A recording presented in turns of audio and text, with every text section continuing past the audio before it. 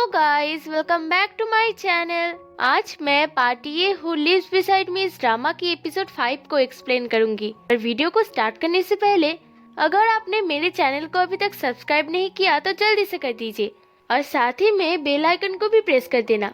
और अगर आपको ये वीडियो पसंद आता है तो प्लीज इसे लाइक करके मुझे कमेंट करके जरूर बताना कि आप सबको कैसी लगी। तो चलिए एक्सप्लेनेशन स्टार्ट करते हैं।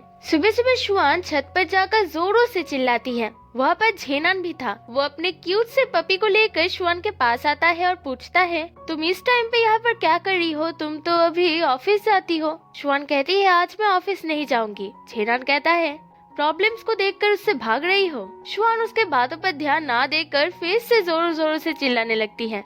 तब झेनान उससे कहता है, चिल्लाने से कुछ भी नहीं होगा, सॉल्यूशन ढूंढने के लिए कुछ करना पड़ता है। शुआन भी उसके बातों को समझ जाती है और उसके पास आकर कहती है, तुमने बिल्कुल सही कहा, और वो ऑफिस जाने के लिए निकल जाती है। झेनान ऑफिस में तियान को 2 फाइल्स देता है। उसमें 88DD के 2 डिजाइन थे। ध्यान से देखने के बाद तियान समझ जाता है कि ये दोनों डिजाइन बहुत ज्यादा अलग है। वो सोचता है कि 88DD किसी और से डिजाइन बनवा रहा है। तब झेनान इसके बारे में उसे इन्वेस्टिगेट करने के लिए कहता है। तियान कहता है, ये प्रॉब्लम तो आजकल सभी कंपनीज में हो रहा है, इसलिए हमें इतना चिंता करने की कोई जरूरत ही नहीं है। तब झेनान कहता है, मैं नहीं चाहता कि लास्ट मोमेंट पे कॉपीराइट को लेकर कुछ प्रॉब्लम हो, इससे हमारे ओके कंपनी पर भी सवाल उठेगा। तियान कहता है, तुमने बिल्कुल सही कहा। वो वहाँ से जा रहा था तब वो फिर से मुड़कर झेनान से पूछता है, तुम 88DD के बारे में अचानक इतना चिंता क्यों कर रहे हो? तब झेनान कहता है, तुम बहुत ज्यादा बोल रहे हो, जल्दी से यहाँ से जाओ। और तियान जल्दी से वहाँ से भाग जाता है।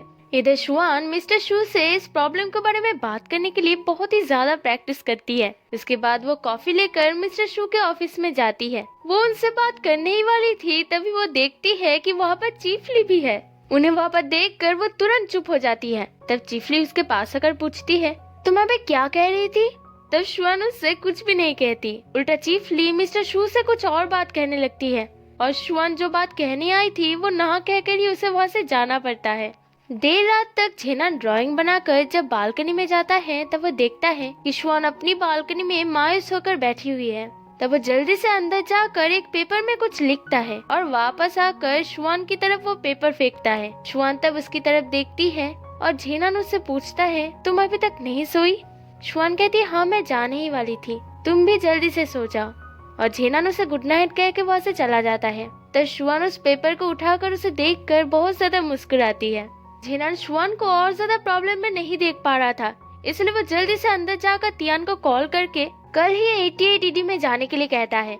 तियान उससे कहता है कि उसने इसके बारे में इन्वेस्टिगेट किया है, ये डिजाइन असल में 88DD ने ही बनाई है।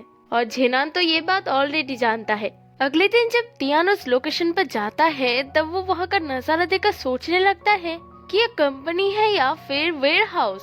फिर वो 88DD कंपनी को देखता है और उसे देखकर वो सोच में पड़ जाता है कि वो सच में क्या इसी कंपनी में आया है। अंदर जाकर वो और शुआन जब एक दूसरे को देखते हैं तब वो दोनों ही कहते हैं, ये तुम कैसे हो सकते हो? शुआन उसे सेल्समैन समझती है और उसके पास जाकर कहती है, हम कुछ भी नहीं बेचना चाहते हैं और हम कुछ भी रेंट पर भी नहीं देना चाहते हैं। तब तियान उसे बार बार समझाने की कोशिश करता है कि वो एक सेल्समैन नहीं है और एक रेंटर भी नहीं है, पर सब लोग सुनने को तैयार ही नहीं थे। छेंग तो उसे बाहर भी छोड़ने के लिए जा रहा था। तब तियान चिल्लाकर कहता है, मैं ओके कंपनी के मार्केटिंग डिपार्टमेंट का डेप्यूटी डायरेक्टर हूँ। और सब लोग ये सुनकर हैरान हो जाते हैं। फिर वो लोग उसे अच्छे से ट्रीट करते हैं। तब मिस्टर शू कहता है, आप इतने बिजी होकर भी यहाँ पर आए, ये बहुत ही बड़ी बात है, क्या आपको कुछ कहना है? तियान 88DD की बहुत ज्यादा तारीफ करता है, स्पेशली न्यू डिजाइन जो शुआन ने बनाई है। फिर वो इस डिजाइन के बारे में चीफली से कुछ सवाल पूछता है, जिसे सुनकर चीफली तो बहुत ही ज्यादा नर्वस हो जाती है और वो ये वो कह के वो आंसर देती है और फिर कहती है ना शुआन? तब शुआन ठीक ठाक आंसर देती है। वो इसके बारे में कुछ और भी सवाल पूछता है जिसकी जवाब शुआन बहुत ही अच्छे तरीके से देती है। तियान तब कहता है, ये छोटी लड़की तो बहुत ही अच्छी बोलती है।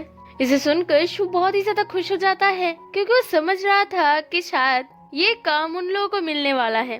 तियान जाकर झेनान को ये सभी इन्फॉर्मेशन देता है। वो झेनान से कहता है, इन लोगों की टीम में कुछ तो प्रॉब्लम है क्योंकि चीफली को इस डिजाइन के बारे में कुछ भी नहीं पता, पर उधर एक छोटी लड़की है जिसे इसके बारे में सब कुछ पता है वो बहुत ही ज्यादा इंटरेस्टिंग है। तब झेनान उसे उसके मामले से दूर रहने के लिए कहता है। झेनान जब छत पर वार्म अप कर रहा था तब शुआन चुपके चुपके उसके पास आती है और उसके पीठ में हाथ रखती है। तब झेनान खुद को डिफेंस करने के लिए उसके हाथ को मोड़ देता है, जिससे शुआन को बहुत ही ज्यादा दर्द होती है। झेनान तुरंत उससे माफी मांगता है, पर वो दोनों फिर से आपस में फाइट करने लगते हैं। तभी अचानक शुआन के नाक से खून निकलती है और वो इसका कारण भी झेनान को ही बताती है। वो खुद ही में बकबक करे जा रही थी, तब झेनान वहाँ से भाग जाता है। उसे भागते हुए देख कर शुआन कहती है क्या डरपोक है। पर कुछ ही देर बाद झेनान बर्फ लेकर वहाँ पर आता है और शुआन के माथे पर रखता है। शुआन इतनी ज्यादा स्ट्रेस में है और रात रात जाग कर काम भी कर रही है। इसे देखकर झेनान को बहुत ही बुरा लगता है। तब शुआन कहती है पार्टी उतना भी बुरा नहीं है। ये सुनकर झेनान हैरान हो जाता है और उससे पूछता है तुम्हें ऐसा क्यों लगता है। तब शुआन कहती है पहले मैं चाहती थी कि मैं फ्री रहूंगी और बहुत ही ज्यादा खुश रहूंगी, पर पार्टी की वजह से ही मैं फोर्सफुली सीरियस हो रही हूँ, क्योंकि सपने को पाना इतना आसान नहीं है। इसके लिए बहुत मुश्किलें आएंगी, पर ये सफर बहुत ही ज्यादा सुंदर है।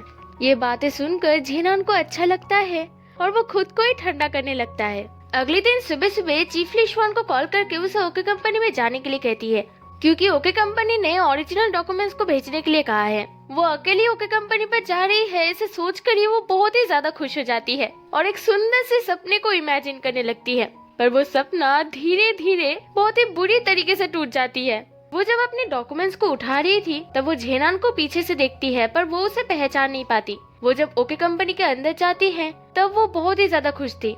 वहाँ पर एक लड़की आकर उसे पूछती है क्या तुम डॉक्यूमेंट्स ले आई। शुआन उसे डॉक्यूमेंट्स देती है और वो झट से वहाँ से भाग जाती है।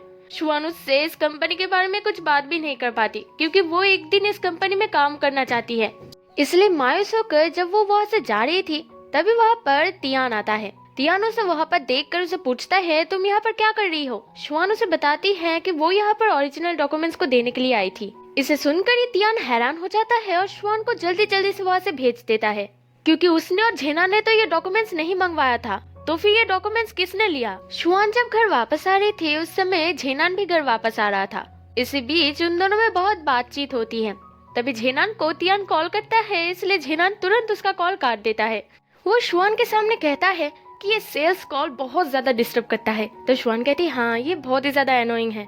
तभी तियान उसे फिर से कॉल करता है। शुआन उसके हाथ से फोन ले लेती है और कहती है तुम इसे मुझे हैंडल करने दो। तभी वो देखती है कि वो वीडियो कॉल है, इसलिए वो झेनान को फोन वापस कर देती है। इसलिए झेनान को मजबूरन कॉल उठाना पड़ता है। तियान उसे एक काम सबमिट करना चाहता है, इसलिए वो झेनान को कॉल कर रहा था। तियान की आवाज सुनकर शुआन तुरंत पहचान जाती है कि ये तियान की आवाज है। तियान की आवाज सुनकर शुआन फोन की तरफ देखती है और वो तियान को देखकर तुरंत चौंक जाती है। वो फिर सोचने लगती है कि तियान तो उन लोगों का पार्टी ए है, वो अपना काम झेनान को सबमिट करना चाहता है, तो फिर झेनान भी उसका पार्टी ए है। शुआन तो बहुत ही ज्यादा गुस्सा हो जाती है, क्योंकि उसका गुस्सा होना जायज है। झेनान को पहले से पता था कि शुआन उसके अंदर काम कर रही है, पर तब भी उसने उसको कुछ भी नहीं बताया। अब झेनान शुआन से कितनी भी माफी मांग ले, शुआन तो उसे इतनी आसानी से माफ करने वाली नहीं थी। शुआन बहुत सारा स्पाइसी फूड ऑर्डर देती है और झेनान को उसे खाने के लिए कहती है। झेनान तो पहले उसे खाना नहीं चाहता था, पर शुआन जब कहती है मतलब तुम भी किसी चीज से डरते हो, ये बातें सुनकर झेनान को बहुत बुरा लगता है और वो एक भूखे राक्षस की तरह उसे खाना शुरू करता है। आंखों में पानी लेकर और मन में जिद लेकर वो उसे खाया जाता है और खाया जाता है। इन्वेस्टिगेट करके उन्हें पता चलता है कि ये ईमेल आईडी ओके कंपनी के डिजाइन डिपार्टमेंट से ही किसी का है, पर किसका है ये पता नहीं चला। इसलिए इसका पता करने अगले दिन शुआन वहाँ पर पहुँचती है, पर उसे कोई अंदर जाने नहीं दे रहा था, क्योंकि उसके पास कोई अपॉइंटमेंट नहीं थी। तभी वहाँ पर झेनान आता है और कहता है शुआन ने मुझसे अपॉइंटमेंट ली है। झेनान फिर शुआन को डिजाइन डिपार्टमेंट के सामने लेकर जाता है और उस लड़की को ढूंढने के लिए कहता है, क्योंकि शुआन को वो लड़की याद है जो कल उससे ओरिजिनल डॉक्यूमेंट्स लेकर गई थी। तभी वहाँ पर बोवेन आता है और बोवेन शुआन को झेनान की गर्लफ्रेंड समझता है। झेनान जब उसे मना करता है तब बोवेन सोचता है कि शुआन यहाँ पर नई काम करने आई है। तो शुआन कहती है मैं ओके कंपनी से नहीं हूँ। इस बात से बोवेन को गुस्सा आ जाता है, क्योंकि झेनान बाहर वाले को उसके डिपार्टमेंट पर लेकर आया था। तब झेनान कहता है ये तुम लोगों का कंपटीटर 8880 की ये शुआन है, और वो बोवेन के सामने शुआन को अंदर जाकर उस लड़की को ढूंढने के लिए कहता है। तब बोवेन झेनान को बहुत इंसल्ट करता है, क्योंकि वो उन लोगों के कंपटीटर को यहाँ पर लेकर आया था। वो फिर झेनान को चैलेंज करता है कि अगर शुआन को वो लड़की यहाँ पर मिली तो अभी के अभी बोवेन रिजाइन कर देगा। और अगर नहीं मिली तो ये बात वो ग्रुप बॉस को बता देगा।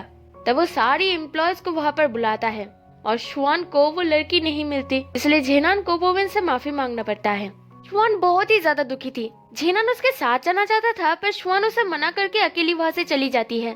88 में सब लोग एकदम से मायूस बैठे हुए थे। शुआन सब लोगों से बार बार माफी मांगने जा रही थी और चीफ ली उस पर गुस्सा करे जा रही थी। अगले हफ्ते ही उन लोगों को प्रेजेंटेशन सबमिट करना है पर उन लोगों के पास अब कुछ भी करने को नहीं है। सब लोग शुआन को तसल्ली तो दे रहे थे पर सभी लोग जानते थे कि ये प्रोजेक्ट उन लोगों के हाथ से गया।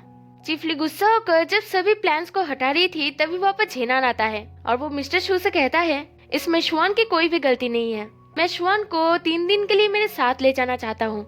इसके बाद मैं प्रॉमिस करता हूँ कि वो एक बेटर आइडिया लेकर आएगी। इस बात से झेंग को बुरा लग जाता है। वो फिर कहता है तुम 88 को क्या सोचकर बैठे हुए हो। तब झेना शुआन की तरफ देखता है और कहता है क्या तुम अभी भी जीतना चाहती हो। शुआन कहती है हाँ, और इसी के साथ ये पार्ट खत्म हो जाता है। जल्दी मिलते हैं नेक्स्ट पार्ट के साथ।